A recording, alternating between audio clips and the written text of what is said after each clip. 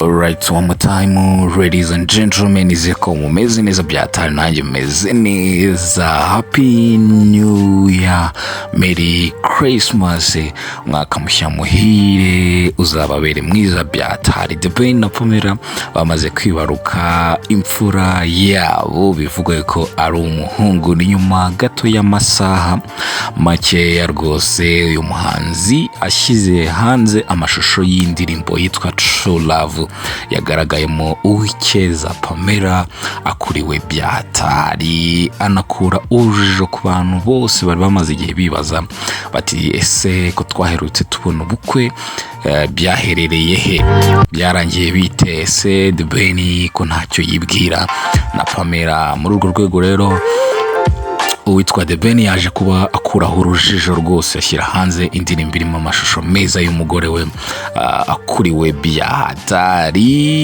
Hadaciyemo amasaha menshi inkuru ihita iba kimomo yuko Uwikeza Pamella yamaze kwibaruka imfura ye ndetse na The Ben. Yes, reka tubifurize rero ngo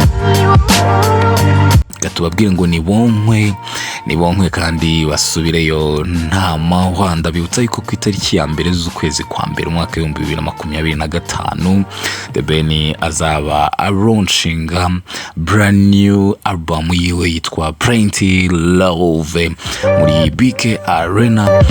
Gitaramo kitezwe kuzabamo udushya twinshi cyane ndetse no kwitabirwa n'ibyamamare byinshi biturutse imihanda n'imihanda, ingeri zose kuri uyu mubumbe dutuye, kubera yuko The Ben ari umuhanzi munini kandi yakoranye n'abantu benshi bagiye batandukanye.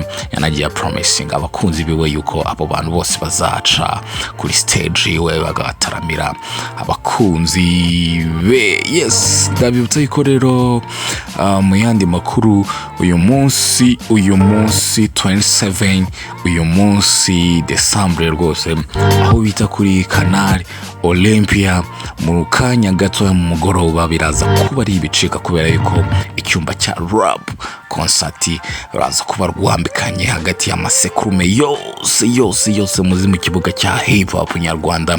Baraba barimo bapakaza, barimo batwika stage byatari. Nizere ko mwamaze nyine kuba very ready yo kwerekeza yo, kubera yuko iyi show iramutse gucitse rwose ntabwo nzi ko hari indi nkuru wazabara muri uyu mwaka 2024 yabaye, kubera ko iki gitaramo nicyo mpamya ko ari cyo kinini, ari cyo simusiga kiribuze kuba kibaye ku butaka bw'u Rwanda, ariko by'umwihariko mu njyana ya hip hop. Thank you so much ladies and gentlemen, izere ko mwakoze subscribe ku YouTube channel yacu mukadufuringa hirya no hino ku mbuga nkoranyambaga zacu zose dukoresha Boss Kabutura. It is the same place, the same house and the same vibes. Stay in touch. Amakuru yo arakisukiranya. Ni Boss Kabutura, ni Breaking the Cycle Live, ni One More Time podcast. Happy New Year 2025. Nyitarumasha.